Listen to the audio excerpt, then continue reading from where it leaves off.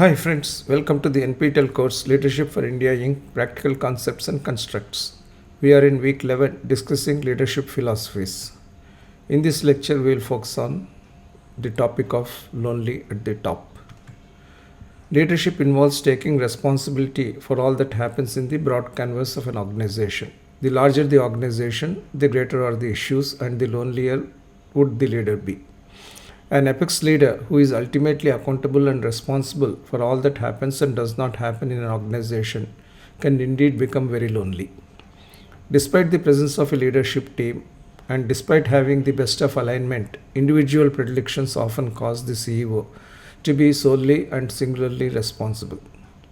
Balancing collaboration with objectivity and togetherness with equidistance, the CEO should network with internal and external stakeholders and industry peers to draw and provide energy.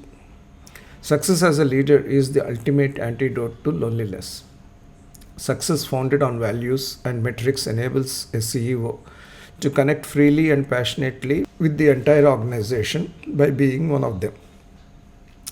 The mistakes, typically being process and behavior related, start small, but over time become certain erroneous ways of conducting leadership process, and this applies to a leader feeling extremely lonely at the top as well.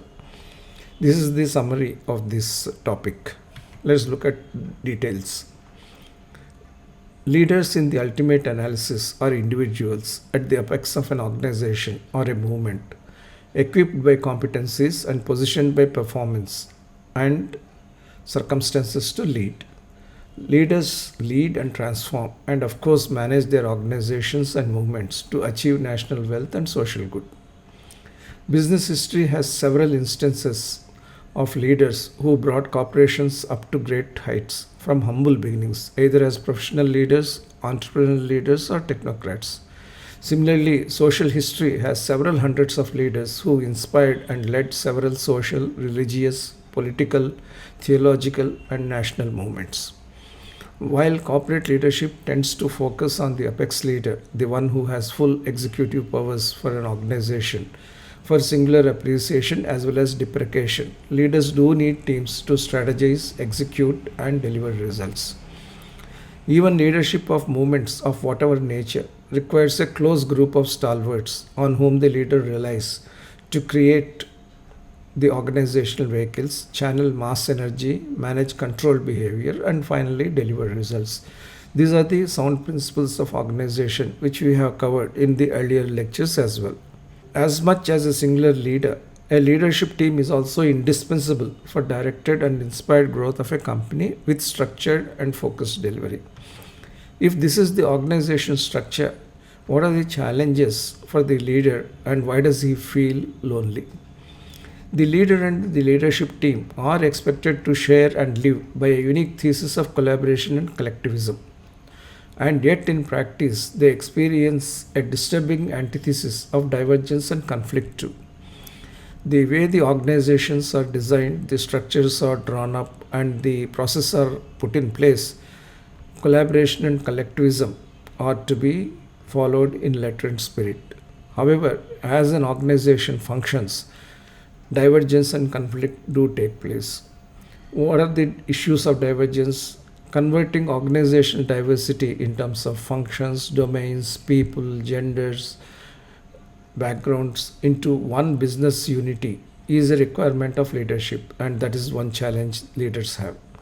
Harmonizing the dissonance of individual ambitions of the leaders as well as the individuals in the organization, that is another challenge.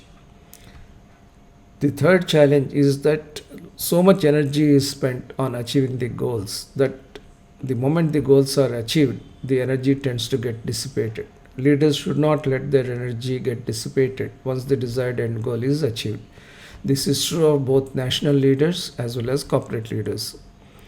Logically, leaders and the leadership teams would never openly want their goals and successes defeated by their own goals and successes. That is, they keep the company ahead of their personal interests. Ironically, it is also a reality historically in part. The spat between Cyrus Mistry and Tata Sons is a striking example of the leadership dissonance spectre that haunts the best of companies. While on paper and mostly in practice, leaders would like to keep the interests of the company ahead of the personal interests, there are also instances where leaders tend to keep their personal interests or extra company interests ahead of the company interests. So, this is where the divergence, dissonance, and complacency factors of leadership come in. So, why is it lonely at the top? By virtue of the pyramidal structure, yes, it is lonely at the top. Every organization, be it a small scale organization or a mega corporation or a conglomerate, has scope for only one CEO. This has been discussed when we looked at the organizational structures. And this is true particularly of the apex leaders. While they may have closely aligned leaders at the helm of functions, business units, or regions, the inner motivations as well as the intrinsic challenges are never shared with anyone by the CEO to the extent it could be an open book. The biographies of corporate chieftains reveal how corporate leaders, the effusive as well as the reclusive ones, nurtured aspirations and agendas that had to remain embedded within them, at least partially. Interestingly, it appears as if this is not so true in the case of leaders of movements. That is the difference between corporate leaders and national leaders. National leaders seem to be more of open book style leadership, whereas corporate chieftains tend to be more of closed book leadership styles. This is attributed to the fact that movements typically require their leaders to maintain mass contact to sustain energy and support. On a closer review, it would also emerge that the leaders of the movements also tend to be lonely, unable to share their inner visions and turmoil even with their close followers. The reasons for loneliness at the top, therefore, merit analysis and discussion as well as meaningful solutions. It is a philosophical issue that confronts leadership, and therefore, it is best discussed as part of this week's course. And much of this would also be applicable in some form or the other to the leaders of strategic business units, heads of global functions, or regional heads working with the global apex leaders. So it is a kind of pandemic requirement of leadership, that is, to be lonely structurally, but to be together by spirit, by feeling, and by the way of working. And that is the challenge. Research has established that the life of a CEO is indeed lonely. Such a perception could be unsettling for new leaders. More troubling is the finding that 60 to 70% of CEOs find such isolation affecting their performance adversely. The reasons are the following. The smaller the corporation, the flatter the organization structure, and more together the leader and the team members stay. However, organizations have to grow continuously. Moving up the scale and scope canvas increases distance between the leader and the team members. And when people come to the top, when the organization becomes very large, there tend to be fewer touch points at the top. And it is more so in diversified and geographically dispersed corporations. This distancing becomes especially true in rapidly grown startups. The leaders thus get drawn into a vicious cycle where it is easy to lose touch with reality. In professionally managed organizations, the risk is ostensibly somewhat mitigated because structures and processes are established for frequent communications, but it is never eliminated. Direct reports often nurture strong business unit, functional, or regional perspectives, which cannot always be in consonance with what the apex leader has. Moreover, organizations have overlays of aspirations on getting to the top position based on performance differentials of respective businesses, functions, or regions. As we discussed when we talked about functional leadership models, in today's contemporary milieu, every function aspires to reach the CEO level. That is, the heads of every function, be it R&D, operations, marketing, finance, or HR, or even legal, would like to reach the position of the chief executive officer, which means that there are functional aspirations, there are business aspirations, as also individual operations, which make sure that there are certain agendas which are not completely shared between the board, the CEO, and the senior leadership team. So within the apparent alignment at the top, there is therefore a latent misalignment, Leading management institutes such as Harvard, Stanford, and Wharton are involved in strategic management research in this important area of the loneliness at the top. What are the causes for the loneliness? Loneliness may get even harsher when the top ranks are plagued by contentious issues and solutions that do not offer adequate relief. It also gets impacted when there is internal strife within the organization. The issues could be simple or complex, but there would always be pressure at the top. The lonely leader is beset by the following factors. One, the ownership itself could be fractious. That is, the shareholding of a company could include the promoters, it could include the private equity investors, could have institutional investors such as life insurance corporation and mutual funds, and finally the retail investors. So the fractious nature of ownership has its own pressures that are put on the CEO. Then the businesses could be declining, they may not be growing as envisaged. There could be technological obsolescence that could be staring at the business in its face. There could be failures of senior leaders. The leader himself or herself could be inadequate to the task that is ahead, and there could be employee strife. If these kinds of factors beset the leader at the top, the lonely leader becomes even lonelier. Each of these issues mentioned above requires resolute decisions and actions, many of which may not be palatable to other seniors. That in itself makes the leader highly pressured and even more lonely. There is also this issue of subpar leadership team. A CEO typically relies on the group of CXOs reporting directly to the CEO. That senior leadership team plays a major role in defining the loneliness paradigm of the apex leader. One of the grievous mistakes leadership make is to ignore the need for highly competent, empowered, and yet collaborative CXOs. If you have incompetent or divisive SLT members, there would be divisions within the SLT. There would be many hidden agendas. Vertical divisions would take place within the organization. There would be excessive checks and balances. There would be sub-optimization of value chain. When in an organization, which I have experienced, when the SLT is very much organized in terms of functional specializations, whenever the members of the SLT visit, they would visit individually but and not as a group. When an operations SLT member visits, he would look at the R&D and say that this is not functioning well in R&D, although it is beyond the limit of that individual leader.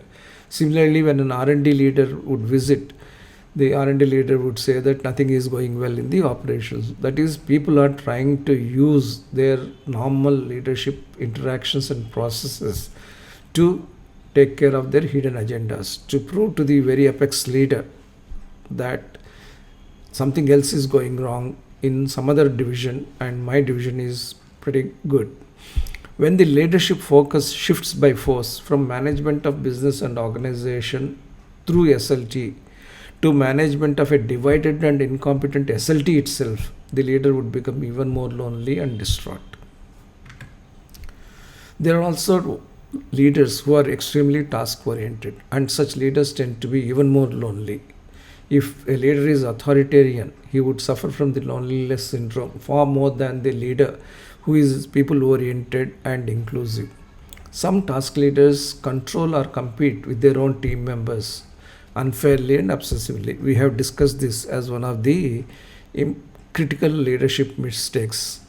As a result, the CXOs and other employees do not reach up to the leader, adding to the loneliness. For the benefit of completeness of this particular lecture, let's recall that particular serious mistake of the leaders. There are many ways in which a leader unfairly competes with his or her leaders and managers, denying information and inputs and questioning team members for incompleteness, circumventing structures and process to make the team members weak, claiming credit for oneself as the apex leader all the time and placing blame on the leadership team members all the time again, publicly ridiculing or chastising the team members and frequently changing team members. These are the 4 ways by which an apex leader tries to compete with other leadership team members, and each leadership team member could also compete with the other direct reports to him or her adopting the same kinds of devious principles. The lonelier a leader is, the more demanding he could become, and vice versa, leading to a vicious cycle. The result of such actions is that team members lose their initiative and energy, apart from failing to utilize their faculties. Such a framework sets wrong example to the organization, resulting in poor strategy and execution. Therefore, even if a leader is task oriented, the leader would do well to avoid the common mistakes which we have highlighted earlier as the leadership pitfalls. Having friends in the organization is not a counter to loneliness. Some leaders tend to overcome loneliness by letting a few people, irrespective of the level, come close to them. It could be an executive assistant, it could be a personal secretary, it could be a divisional manager, it could be just an young entrant who has joined the company, anybody. And it could be even a member of a senior leadership team as well. If not encouraged as blind loyalists, they are seen at least as favorites. If Machiavellian, such favorites also create greater distortion in the leadership dynamics. Loneliness is never compensated by favoritism for CEOs. What do favorites do? They misconstrue every observation of the leader and attempt to act in a highly transactional matter. They would say the leader said this, the leader wants this, whereas the leader might not have wanted that in the manner it is being conveyed by the favorite. The favorites fail to understand the importance of constructive differences and pillory everyone who differs with the boss. They wear the proximity with and loyalty to the boss on the sleeve. As a result, favorites themselves lose connectivity with all objective people.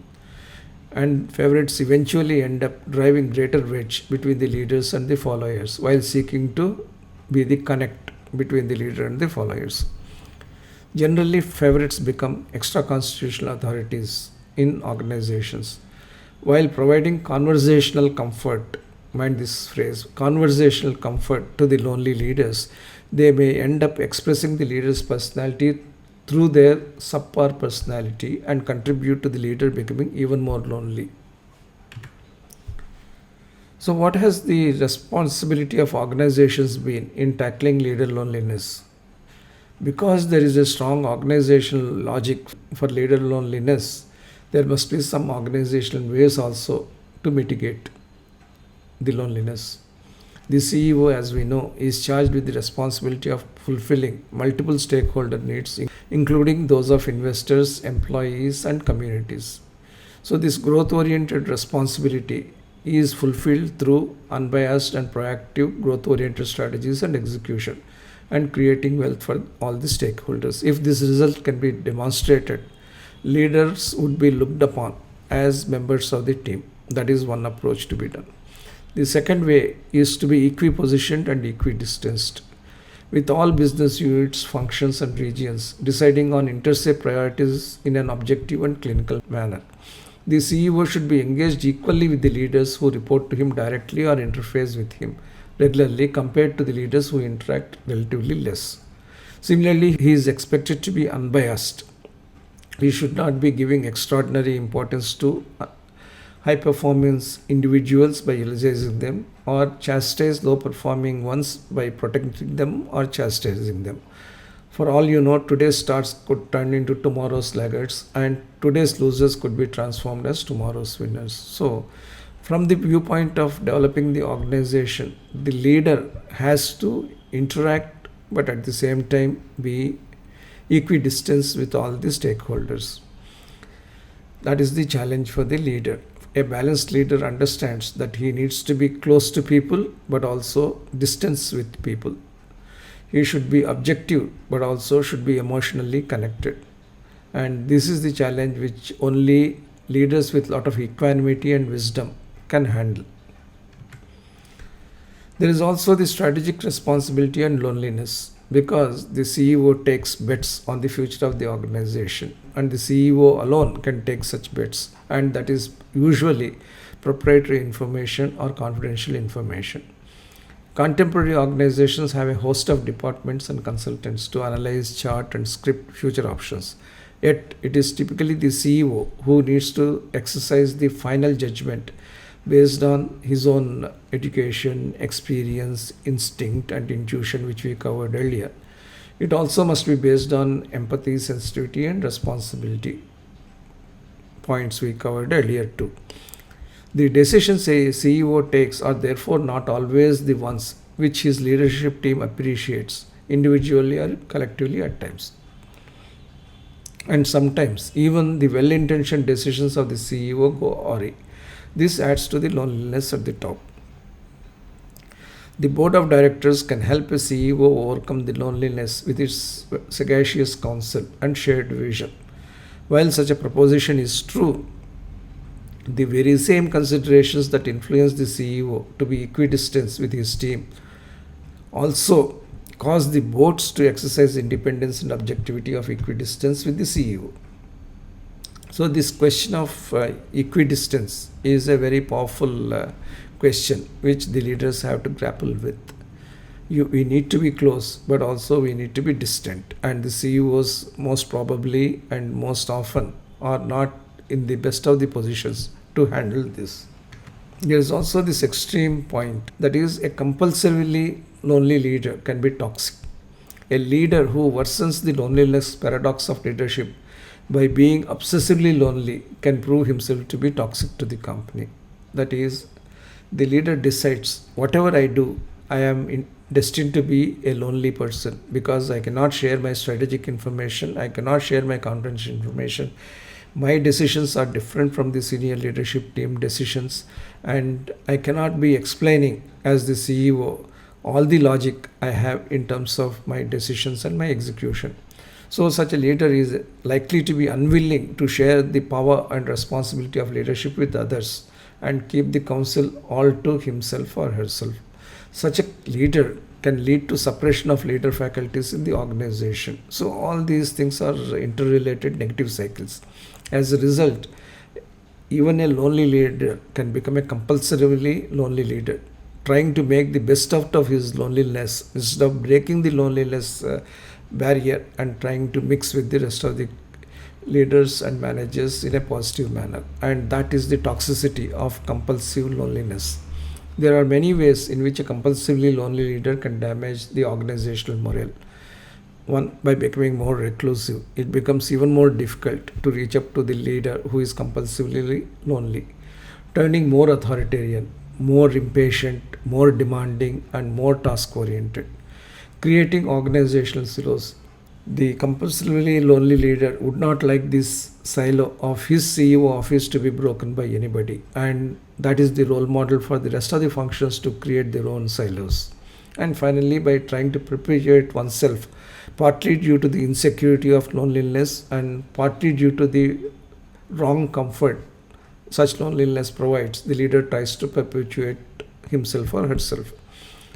The chronically lonely leader thus combines all the leadership mistakes in himself or herself with a view to remain the central source of authority, power, responsibility, and accountability in an organization. There must therefore be an introspective effort on the part of the leader and the supervisory board to mitigate the ill effects of loneliness.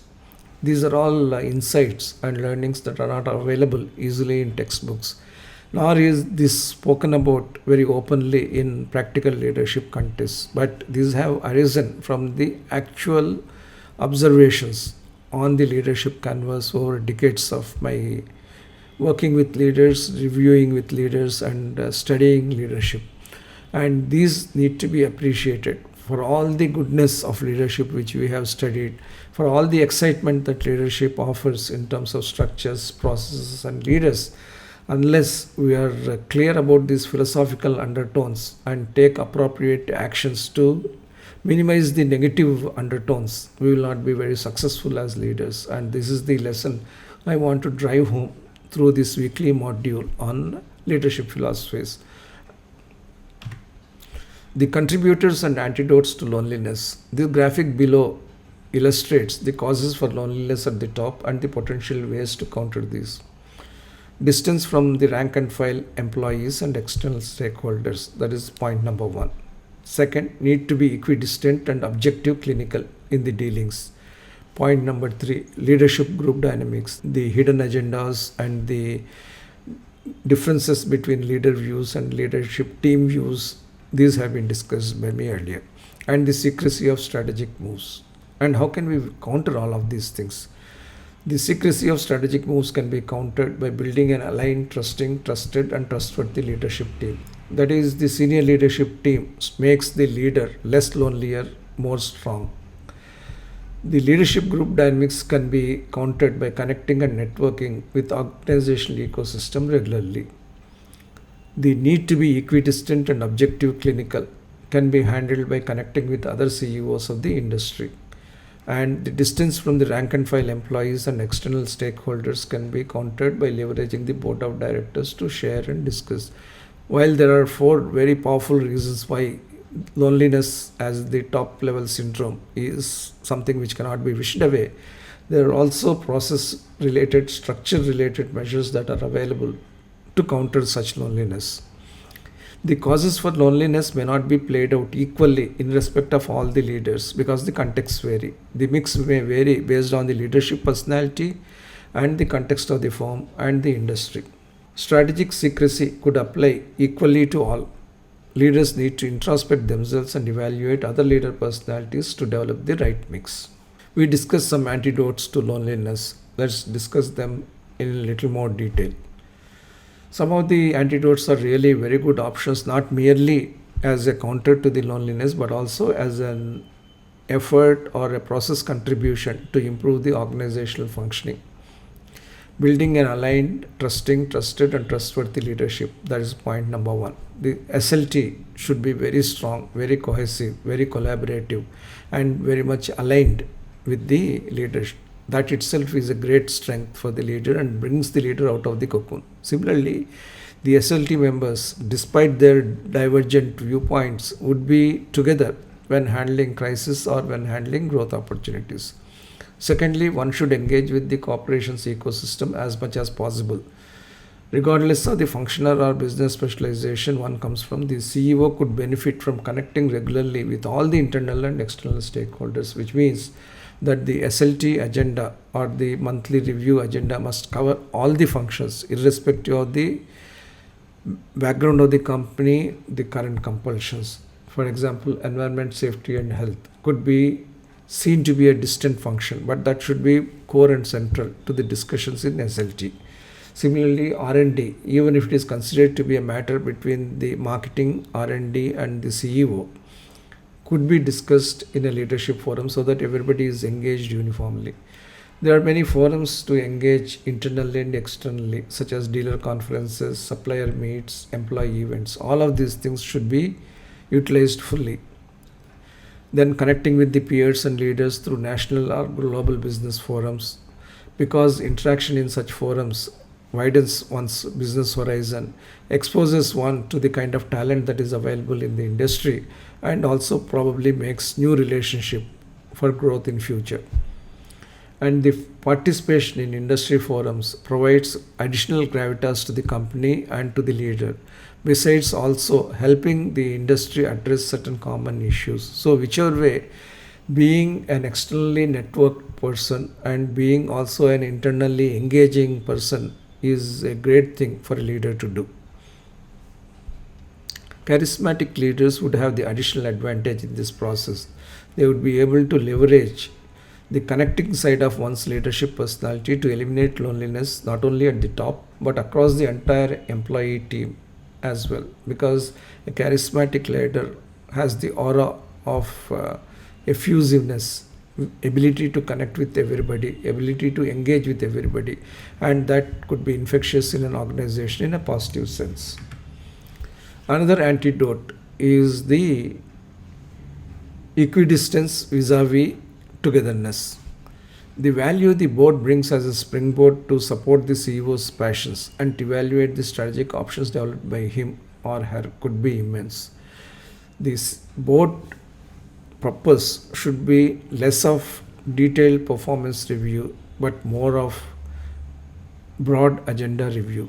The board must represent multi-industry, multi-regional and multicultural expertise with whom the CEO can engage in both formal and informal meetings beyond the requirements of corporate law and governance. That's how the perspectives of the CEO would be enhanced. And through such engagement with the board, the CEO would be able to fend off the loneliness syndrome of the top level. It would not be sufficient for a CEO to meet with or interact with the board members only on a quarterly basis when the board meeting is called. The CEO should have the freedom to lift a phone and talk to the uh, board members at any point of time. Similarly, the board members should be open to engage with the CEO on a regular basis. That's why progressive companies say that apart from being a member of the board for board meeting purpose, each board member should take up some mentoring activity related to the company, which brings the board member closer to certain senior leadership team members, executive leadership team members, and also the CEO himself. Having an industry veteran, management guru, or leadership philosopher as a coach or mentor would also be helpful for the first time CEOs and entrepreneurial CEOs. Even those CEOs who are moving into taking up hitherto unseen challenges, who are expected to take complex and painful decisions, would be benefited by having a mentor or a coach.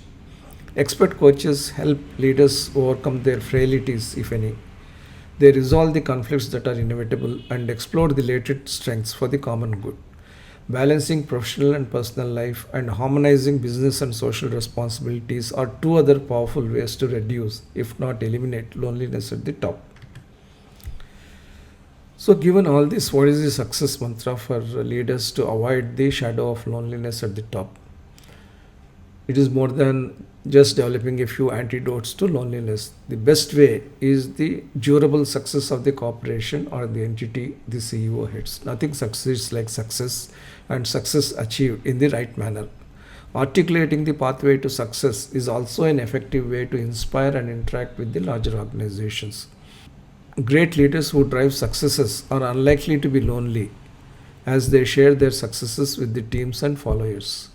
Every success needs to be celebrated in an organizational context, just as every failure needs to be analyzed with equanimity. Great leaders also do successful things with rather than without the followers. They typically invite, motivate, and inspire rather than force and control the teams on the journey. As a result, they are unlikely to be lonely. The fourth point is that the great leaders grow the businesses continuously with their team members, ensuring that there is always room at the top for capable and successful potential leaders. Great leaders also do not let success become the barrier between them and the broader organization.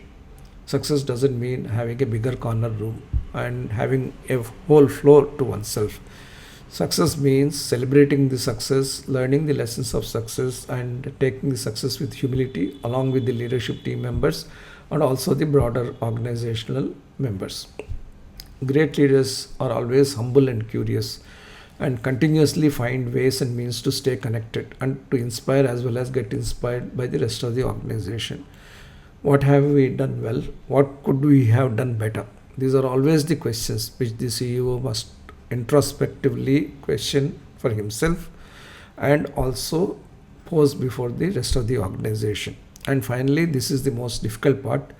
Great leaders display focus and courage unequivocally and take gutsy but calculated risks for their organizations and own up for the executing teams. They do this while ensuring high level of competency and commitment in the organization. This is the success mantra for great leaders who refuse to be cowed down by the syndrome of loneliness at the top. While whatever we have discussed are the causes for loneliness and potential measures for mitigating loneliness, I would like to now propose a novel and creative approach to reinforce leadership at the topmost level while also driving away leadership loneliness at the top. I call this leadership twinning mantra. Despite all the organizational role structuring and process refinements, the role of leaders tends to be highly singular and centralized. But it calls for different types of skill sets, all packed in one single role. Neither a team of different leadership specialties coming together nor having supervisory leaders is the best solution for achieving the best leadership quotient from the CEO and his leadership team. The concept of shared leadership model proposed by me in this part of the lecture envisages that for each apex leadership role, all responsibilities and accountabilities shall be co-shared, co-owned, and co-delivered equally by two leaders to accomplish the best deployment. One approach could be to have two leaders with complementary skill sets in the twinned model, while the other could be to have predominantly left-brained and right-brained leaders fulfill each twin leader role. Leadership twinning is a concept based on brain neuroscience that is scientifically validated and practically supported. Let's discuss this a little more. If you look at leadership over time, you will find that the functions become departments, departments become divisions, divisions become businesses in a company. Similarly, singular performers become directed performers, they become joint performers, and finally they become accountable performers as they grow up in career and in organizational life. There would be departmental execution, there would be interdepartmental collaboration, there would be checks and balances within departments, and there would be interdepartmental checks and balances too. As the scale, scope, and complexity of organizations increases, all of these things become necessary. To avoid delayed recognition of failures, organizations are layered vertically and horizontally with these kinds of departmental structures, process structures, and execution methodologies. They collaborate, but all the same, they also question each other while forming this value chain of the company. This is how the leadership works in a large organization. And the jigsaw puzzle of trust and verify is reflected in several organization structures. These operate all the time as regular business process. Some of these are summarized with the evaluation of the system below. Those who are working in organizations will easily relate themselves to these kinds of trust and verify mechanisms within quotes. Production produces, but production planning counts while quality verifies. Production cannot self-certify that this is my production. Accounting records the transactions, particularly the financial transactions, and finance tallies and consolidates. Department and people transact, but internal audits check the veracity and integrity of all these processes. The above has been the traditional structure. It has not, however, stopped leadership missteps, business failures, and occasional malfeasance. Investors and regulators became more concerned, therefore, and new departments began to be established: ethics, compliance, risk management, disaster recovery, business continuity, forensic, and so on. These departments can multiply as well as with time. There is another dimension too. In the early days, all departments used to be consolidated into just two broad divisions: technical and commercial. Over time, not merely due to the increase in scale, but also to avoid departmental cartelization, every department almost started getting a C-suite officer.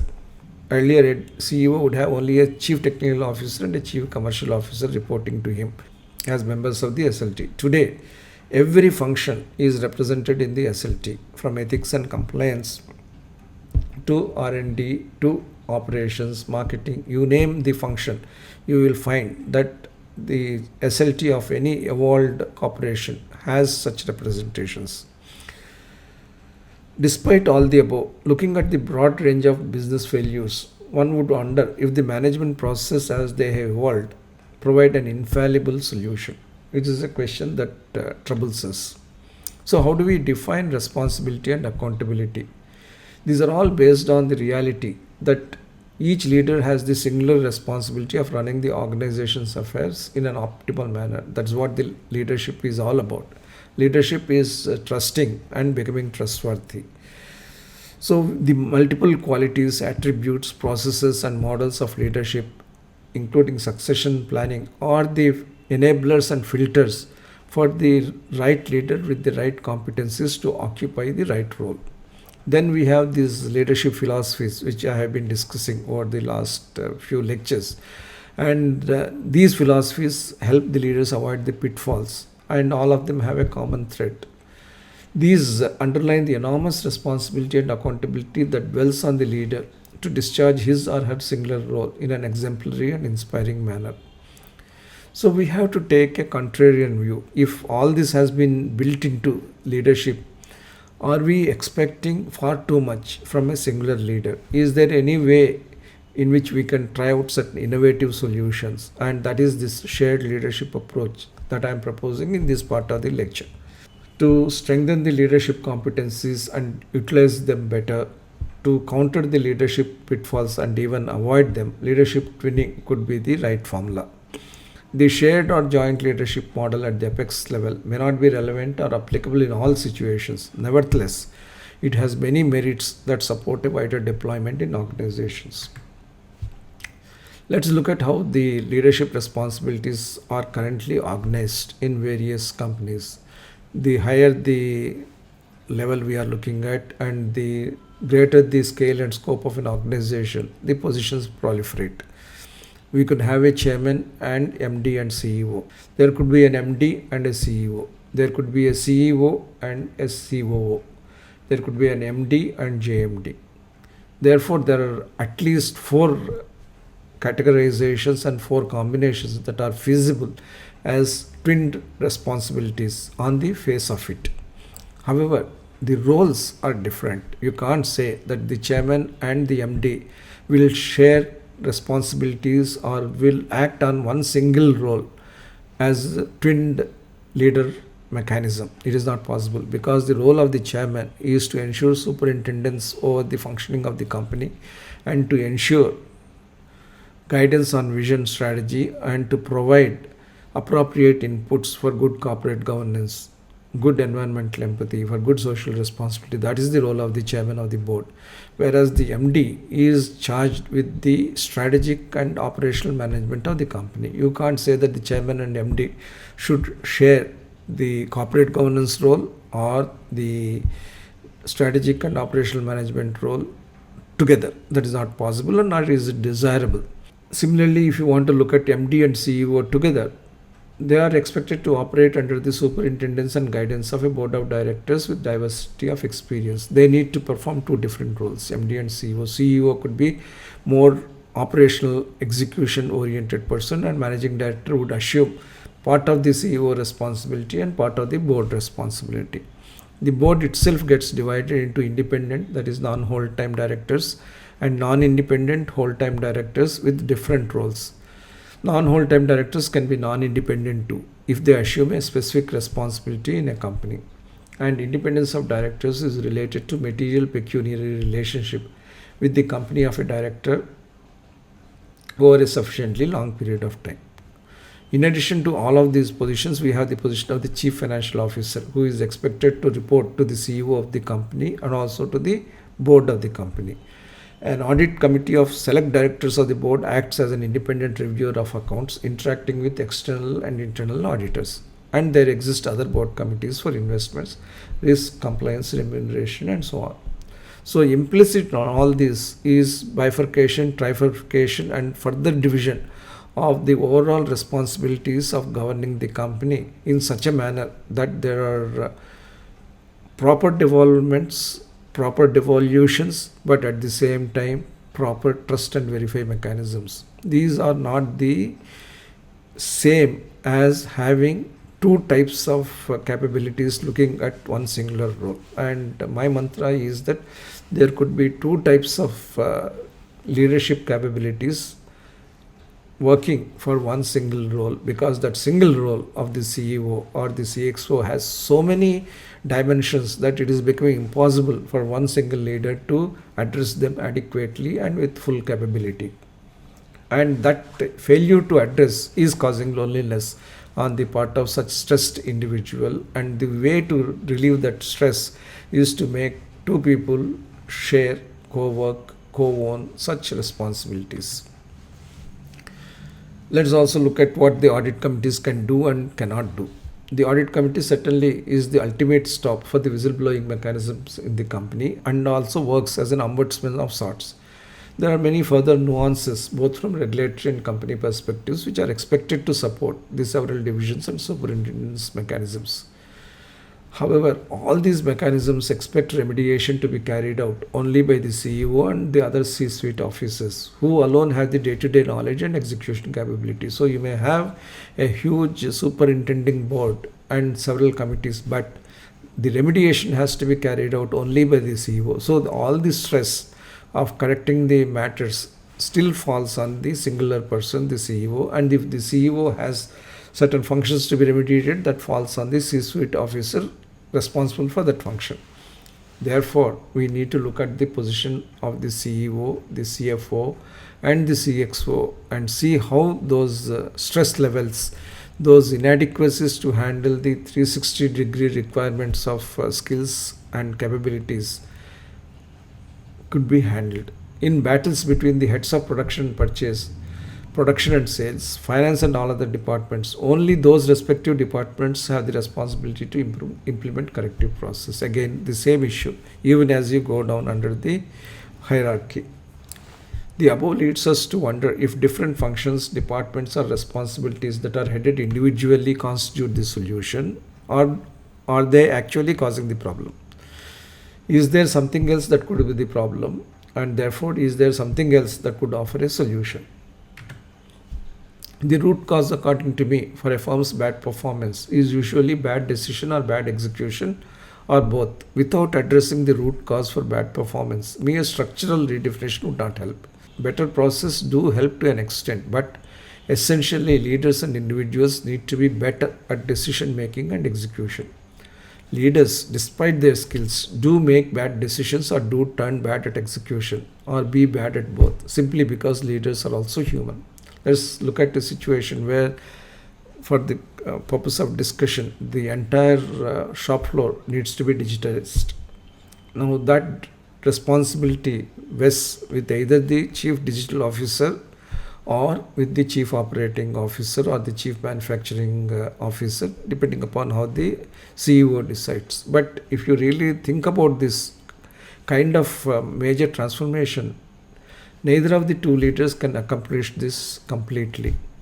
Just because a leader is handling the IC engine power pack for an automobile, we cannot expect him to do the automotive electric power pack. But at the same time, somebody who is working in the battery industry cannot be expected to provide a solution to the vehicle engineering related to the battery. So it requires more than the skills that are currently available in leaders to make the transformation happen. We may aim to achieve precise and clinical leadership through various processes and metrics of leadership and leadership development. However, leaders as humans are also subject to pressures as well as biases, both internal and external. This is the reality that the leaders face. While outwardly they are praised for their competencies and they themselves express their confidence in handling new challenges, the fact also is that the canvas of transformation is so huge these days and would be even more intense in the future days, that it would be impossible for the leader who moves up in the normal way to handle all these stresses and strains of transformation. Being confident and objective, which should address the issues of pressure and bias respectively, is the art of leadership. It is humanly impossible to be perfect and virtuous at all the times and in all cases. This is the limitation which leaders must realize and organizations also must realize. It is therefore not uncommon to see even seasoned leaders wilt under pressures of the street or be mesmerized by their successes and make mistakes. So this fallibility of leadership in these times of massive transformation must be recognized and must be addressed, and that must be addressed through both competency factors as well as through structural factors. I would say that the current structures are inadequate because they are not being proactive. When the issue is within the native profile of human behavior, there is only limited alleviation that organizational structures and process can offer to offset the impact of pressures and biases, particularly when such structures are designed to only split responsibilities and support a segmented review of decisions and actions. We have seen that actually there has been greater split over times rather than convergence. The convergence, if at all, is taking place only at the CEO level, and in some cases where it is a conglomerate at the CXO level. But if at all, there is only a split of responsibilities that has been happening even at the senior levels, and at the same time each function, each business and each company is facing huge challenges of transformation, which requires completely different way of doing things. So when you look at the CEO board functioning, CEO is individually capable and accountable for leading an organization. He has the capability and he needs the autonomy and the space. Board has the supervisory capacity and responsibility, but it can only do it post facto, at best every quarter. The board cannot sit on a day-to-day basis to review the performance of the CEO. Therefore, we need the right balance between execution accountability and governance accountability. And this autonomy accountability balance can come up in a very serious manner when the companies are also facing the challenges of inadequate capabilities and unmanageable transformation. When a company is organized with a departmental structure, execution takes place with interdepartmental checks and balances. But that is not the same as inbuilding additional skills and checks within a leader, be it of the department or the company. That is, if a production division or a production leader is undertaking the production activity, if the capability to build quality, check quality, and certify quality is also built into that leader as a skill, as a capability, as a mindset, then the leader would be in a position to handle the issue of quality production. If the leader is not able to handle that together, then two departments have to coexist and possibly trust and verify or have a kind of confrontationist approach. So this kind of change we require in the organization cannot just be achieved through a discussion between the boss and the subordinates, as eventually the former always displays the positional power and the latter would succumb to career growth issues. This cannot be also through peer level discussions either, as peer groups tend to be eventually live and let live rather than aim at the best debated outcome. So there are inadequacies in the current structures, and we have been trying to address the inadequacies by creating more structures, more roles, and more trust and verify mechanisms, instead of trying to make the roles more fulsome and the leaders more capable to handle those expanded and transformative roles. So the mantra says, two minds are better than one, which is one of the very common colloquial usage of two minds syndrome, but it has got a lot of substance. Generally, good discussion brings alternative viewpoints to the table. Similarly, teamwork produces better results than those produced by individuals working in silos. At the core of such superior decision making and execution is the concept of synergy of people thinking and acting together. What is the concept of synergy? 1 plus 1 is 2, but 1 plus 1 under the concept of synergy could become 3, and it is no more an arithmetical equation. Discussions, consensus, alignment, which are time consuming, help effective decision making and execution, which is the reason why the Japanese way of doing things, even though seeming to take a lot of time, ultimately ends up being effective. And in corporate settings, indecisiveness is frowned upon. This has been the one single reason for encouraging singular authority in organizations. Looking smart, looking decisive, looking fast, looking kind of aggressive is considered a great quality to have in organizations. That has actually perpetuated a system of singular authority, and then we are trying to correct that inadequacy of singular authority through these trust and verify mechanisms. So we have a situation where we have one person, one role, and that role itself has been expanding because of the transformations companies and industries are undergoing. Why not we have two persons, two roles was the common response to that. That is, you split the role into two and have two persons, but that hasn't solved the problem because each role again is becoming more expansive. The solution I would propose is that two persons should handle one role. It is not dividing the role into two parts and one person being responsible for that. Every single activity, every single thought will be handled by two persons, and that will avoid the concentration of power in individual leaders. It will also release the leaders from the feeling of inadequacy in respect of the skills they do not have. What in current organizations leads to low level of discussion and debate and therefore inappropriate decision making would be reversed, because there is a greater thought process and action capability that is being made available for a single role. It is proposed that a bold new philosophy would be to have two leaders be responsible for a single function. For example, key functions such as finance, operations, and commercials should have two equally titled top executives lead each of the functions. All decisions would be taken and executed only by the two together. The two mind superiority works like this. The rationale for two minds taking one decision as well as supervising one execution is clear. Two minds are better than one, especially when the function is too complex to decipher or when multiple solutions require multiple viewpoints. So, in the context of a completely digitized workshop, you need a digital officer and a manufacturing officer work together for that digital workshop, because the workshop has become one. It is not a workshop of machines managed through IT and software. No, it is a digital workshop. Therefore, you need one officer, but that one officer's role has to be met by two officers, one manufacturing officer and one digital officer, who believe that they all need to work together. They both need to work together on all the issues relating to the digital workshop.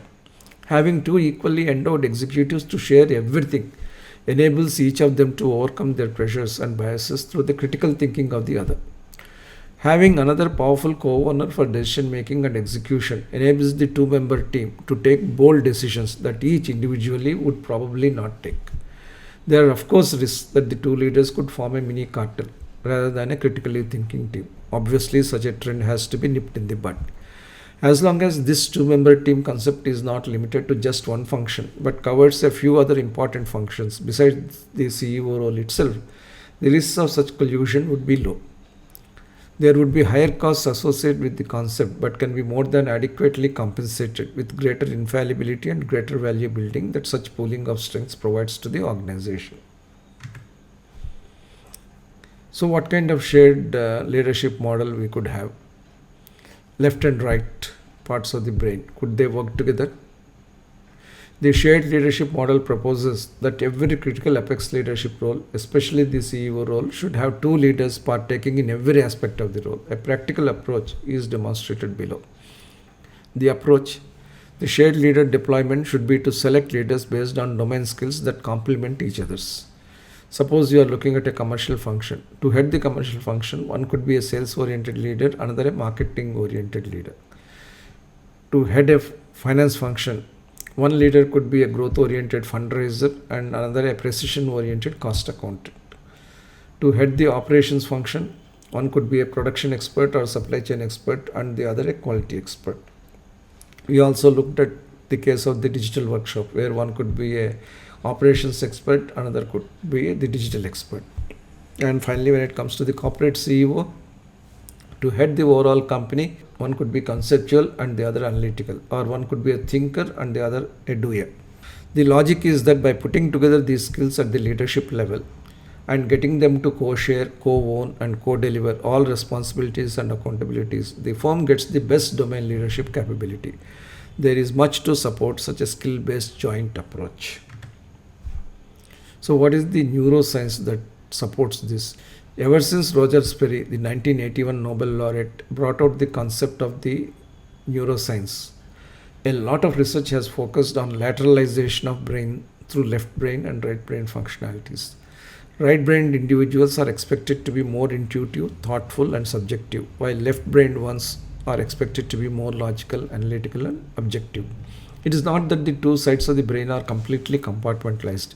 The brain does work holistically with the various parts of the brain, including the left and right, conversing through the corpus callosum which joins them. The point that is being made here is that the twin leader approach has enormous potential to bring together not only complementary domain skills but also bring forward a winning fusion of intuitive and logical, reflective and executional, and subjective and objective skills, which are all very essential to accomplish top class leadership. If organizations look beyond the immediate costs of the shared leadership approach, utilizing two individuals of complementary competencies to jointly perform the same role, the value that could accrue would be immense. It is a philosophical take on how to manage companies in the age of transformation. Neuroscience is also an optimizer. The reflection on one's neuroscientific aspects of thinking and functioning helps one attain leadership mastery. What are my left brain functionalities? Logical, analytical, objective. And my right brain functionalities? Intuitive, thoughtful, subjective. The ideal combination, I should be logical and intuitive, analytical and thoughtful, objective and subjective. The leadership optimization, if it can happen in just one individual, is great. It involves two leader personalities, one predominantly left brain and the other predominantly right brain, jointly sharing one role collaboratively to bring about a winning fusion of top-notch leadership performance. Because it is so difficult to achieve all of that in one leader, particularly when functions, businesses, and industries are undergoing huge transformation. It behoves us to explore the other alternative of having leadership training. So one brings analytics and experience, one brings intuition and instinct, and together they provide superior performance to the company. And that is the neuroscience optimization that could trigger enhanced performance of leaders, reduce the stress and strain of leadership, reduce the loneliness syndrome, and lead to better performance of leaders as well as their firms. This is indeed a kind of utopian idea, but could be workable. Infosys came very close to implementing this kind of philosophy. Startups come close to establishing this kind of philosophy. Startups are established by a few co-founders with complementary skills. When the co-founders lead the startup at inception as well as in growth phase, staying together with a prior understanding to pass the baton, the leaders will be able to avoid the typical loneliness blues. The example set by Infosys is worthy of emulation. We had Nandan Nilekani, co-founder and the second CEO, S. Gopal Krishnan, co-founder and the third CEO, S.D. Shibulal, co-founder and the fourth CEO, supplementing the skill sets and also stepping into the shoes of N.R. Narayanamurthy, the chief co-founder and the first CEO.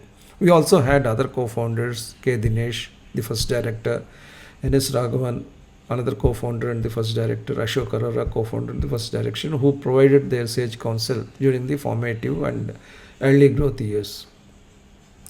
The togetherness of the co-founders ensured that the startup spirit of co-sharing and co-owning strengthened the leadership team even as the company grew phenomenally and leadership transitions became inevitable. Even this is not the same as leadership twinning. It was leadership togetherness. It was a bond that was there from the beginning of the company and continued till each and all of them left their executive positions and moved on to other domains or other avocations of engagement. But leadership twinning takes this concept even higher and further, saying that two of such leaders should work together on a single role and bring more value to that role and provide more peace and stability to the organization while driving growth and value creation. That's the point that is being made here. Thank you. We will meet again in the next lecture.